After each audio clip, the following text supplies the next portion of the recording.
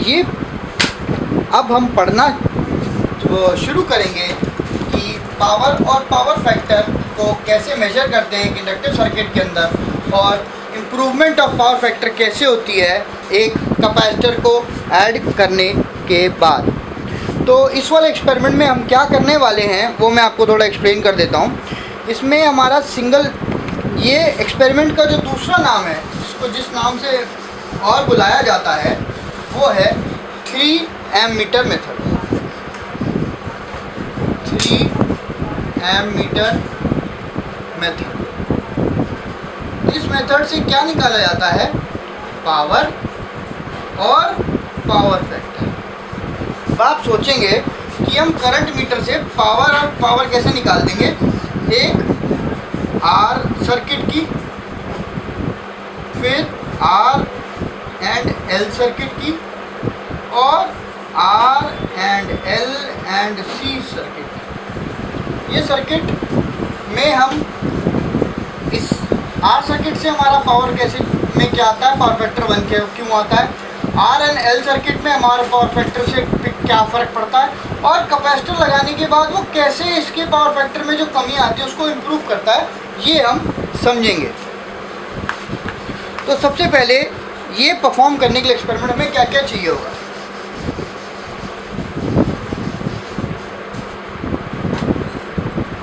हमें सबसे पहले एक चाहिए होगा वेरिएक। वेरिएक का इलेक्ट्रिकल सिंबल होता है यहाँ पे हमने 0 220 AC अप्लाई कर दी, ये वेरिएबल पॉइंटर बन गया। और ये जो वेरिएक का मूवेबल आर्म है वो ये हो गया वाइपर। यहाँ पे हमने लगाया वोल्ट मीटर। ये वोल्ट मीटर किसके लिए है? ये वोल्ट मीटर इस वेरिएक के इनपुट की वोल्टेज को डिस्प्ले कराने के लिए है। उसके बाद हमने क्या किया, हमने एक करंट मीटर लिया जिसकी रेंज मिनिमम 10 एम्पियर होनी चाहिए, उसको लगाया, और एक और करंट मीटर लगाया जिसके इसमें लगा हुआ है एक वेरिएबल रेजिस्टेंस जिसकी वैल्यू आपको पता हो। ये होना चाहिए आर, ये एक होना चाहिए रियोस्टेट।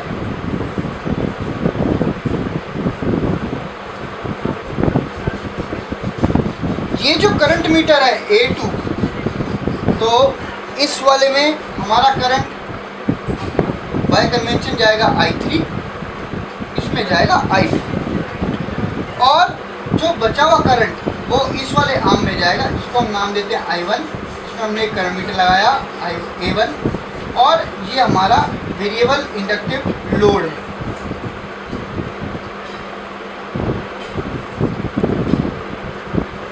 ये हमारा ये कैपेसिटर है।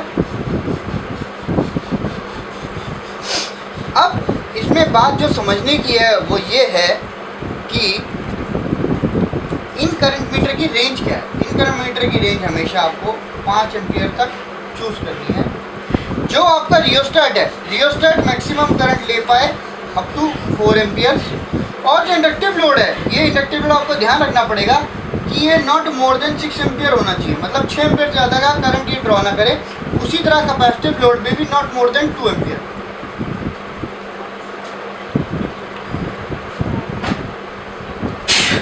ये इसलिए है इसको 5 एम्पियर और ये 1 एम्पियर, क्योंकि ये जो करंट है A3, A2 और A1 होगा। अगर A3 होगा A2 प्लस A1, तो A3 हमारा 10 है, तो ये किसी भी केस में ये 5 और ये 1 एम्पियर इस स्लिट में, पर 5 प्लस 1 प्लस 4, इसका मतलब मैक्सिमम हमारा करंट 10 एम्पियर तक ही जाना चाहिए। इससे ऊपर अगर गया तो हमारे तीनों करंट मीटर डैमेज ये तीनों करंट मीटर डैमेज हो जाएंगे, हमारा सिस्टम यहाँ फेल हो जाएगा। अब जब हमने इसका सर्किट समझ लिया है, तब हम समझते हैं कि इसमें हमें करना क्या है। इसकी अगली स्टेज है, हम इस वेरिएक को, ये वेरिएबल वेरिएक से वोल्टेज को वेरी कर सकते हैं। हम इस करंट मीटर को सेट कर देंगे। सपोज हमने मान लिया हमें ऐसे करना होगा I1, I2, I3, और ये हमने 220 वोल्ट वेरिएक से सेट कर दिया। हमने I3 को हमने सेट कर, आ गया हमारा 2.5 एम्पियर। I2 जो है वो आएगा, वो आ गया हमारा 2 एम्पियर, और ये हमारा I1 जो है ये आ गया हमारा 2.8 एम्पियर। उसके बाद हम क्या करेंगे, इस जो ये वाला करंट है इसकी रेजिस्टेंस को फिक्स कर देंगे, और जो I1 लगा इंडक्टिव लोड के ऊपर इसको भी फिक्स्ड कर देंगे। जो हमें वेरी करना है वो हमें करनी है वोल्टेज, इसको हमें वेरी करना है, हमें वोल्टेज को वेरी करना है। सिर्फ हमें इंडक्टिव लोड भी फिक्स कर देना है और रेजिस्टिव लोड भी फिक्स कर देना है। उसके बाद हम क्या करेंगे, एक रीडिंग लेंगे 220 पे, एक रीडिंग लेंगे 210 वोल्ट पे, और एक रीडिंग लेंगे 200 वोल्ट। तो इस तरीके से हमारी 3 रीडिंग हो जाएगी। उसके बाद जो नेक्स्ट स्टेज है ये हमारा बेसिकली टेबल होएगा। इसमें हमारे 4 कॉलम होंगे, voltage, current 1, I1, I2, I3। अब मैं आपको इसमें power and power factor calculation करने का मैं आपको फॉर्मूला देता हूं, जिससे कि आप 3 वाटमीटर मेथड से power and power factor calculate कर सकते हैं।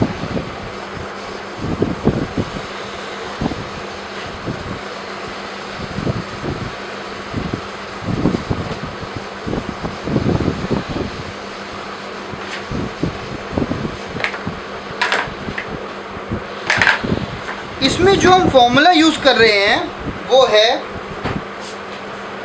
P = I3² minus I2² minus I1² into value of resistance bye. तो जो हमने वैल्यूज़ वहाँ पे ली थी फॉर अ वोल्टेज, सपोज ये वोल्टेज है 220 वोल्ट, ऐसे ही आपको P 200 वोल्ट और P 210 वोल्ट पे निकालनी है। इसमें हमने करंट, तीनों करंट की वैल्यूज़ पुट करनी है, मल्टीप्लाई करना अपनी फिक्स रेजिस्टेंस से। सपोज हमने फिक्स रेजिस्टेंस सेट कर दी 270 ओम सेट कर दी, तो आप इसको 270 डालेंगे डिवाइड बाई 2। तो ये फॉर्मूला है पावर कैलकुलेट करने का, एक यूजिंग 3 करंट मीटर मेथड्स। अब जो अगला फॉर्मूला मैं आपको बता रहा हूँ वो फॉर्मूला होता है पावर फैक्टर कैलकुलेट करने का। आपको पता होगा कि हर सर्किट में एक पावर फैक्टर होता है। अगर वो प्योरली रेजिस्टिव है, अगर वो सर्किट प्योरली रेजिस्टिव है, तो जो हमारे इससे पावर फैक्टर पे क्या फ़र्क पड़ेगा, हमारा पावर फैक्टर जो है हो जाएगा 1। क्यों? क्योंकि हमारा फाई हो जाता है 0 डिग्री। अगर एक प्योरली इंडक्टिव सर्किट है तो हमारा जो पावर फैक्टर है वो हो जाएगा <1। और अगर हमारा प्योरली कैपेसिटिव सर्किट है तो भी हमारा पावर फैक्टर <1 रहेगा। अब ये जो पावर फैक्टर की रेंज वेरी करती है, ये 0 से 98 डिग्री के बीच में कुछ भी हो सकती है। ये डिपेंड करता है हमारे लोड के ऊपर कि हमारा लोड कैसा है।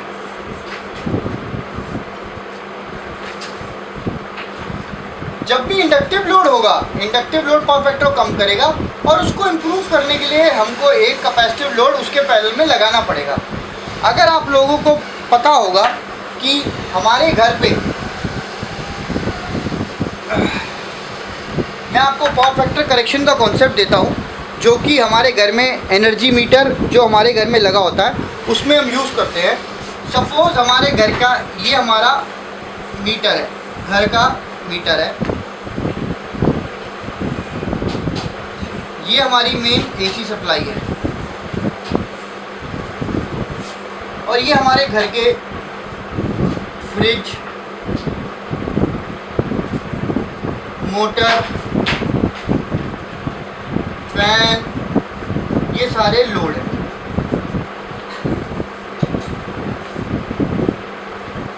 सपोज इसकी पावर है P1, इसकी पावर है P2, इसकी पावर है P3। तो पावर कंज्यूम्ड ये कितनी एनर्जी दिखाएगा, energy is equal to P into time consume. इसका मतलब है, और यहाँ पे पावर क्या बनेगी, P is equal to P1 plus P2 plus P3।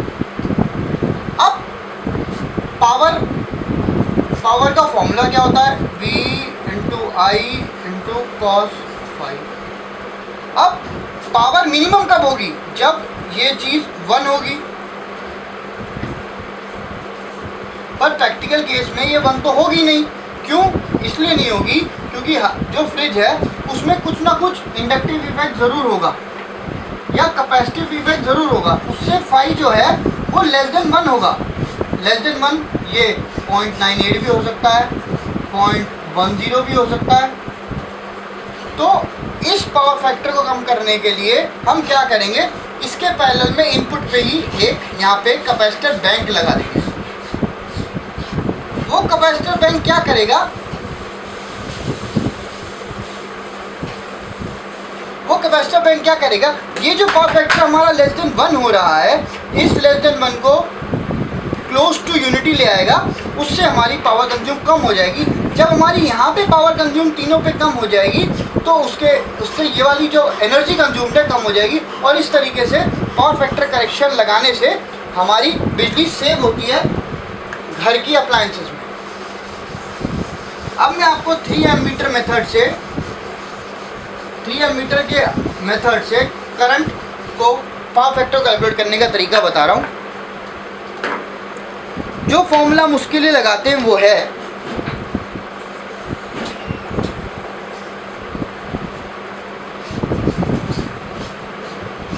cos phi is equal to I3 square I1 square minus I2 square divide by 2 into I1 into I2। ये है फॉर्मूला जो कि हम एक पावर फैक्टर कैलकुलेट करने के लिए लगाते हैं। इसमें आपको समझ में आएगा कि power consumed by the circuit, एक एलसी सर्किट की ये पावर है एक प्योरली आरएल सर्किट की, ये पावर है एक आरएलसी सर्किट की। ये दोनों सेम होंगी, बट इसका जो पावर फैक्टर होगा, इसका जो पावर फैक्टर होगा वो होगा, इसका लेस होगा और इसका मोर होगा। ये क्यों होगा? Due to the presence of capacitance. इन सारी जो मैंने आपको अभी एक्सपेरिमेंट दिखाया है, अगली वीडियो में मैं आपको प्रैक्टिकल इस एक्सपेरिमेंट को एक पैनल के ऊपर रन करके आपको एक जो थ्योरी में समझाया मैंने आपको प्रैक्टिकली करके दिखाऊंगा। उससे आपकी अंडरस्टैंडिंग और बेटर हो जाएगी और आपको समझ में आएगा कि मैं आपसे क्या कहने की कोशिश कर रहा हूँ।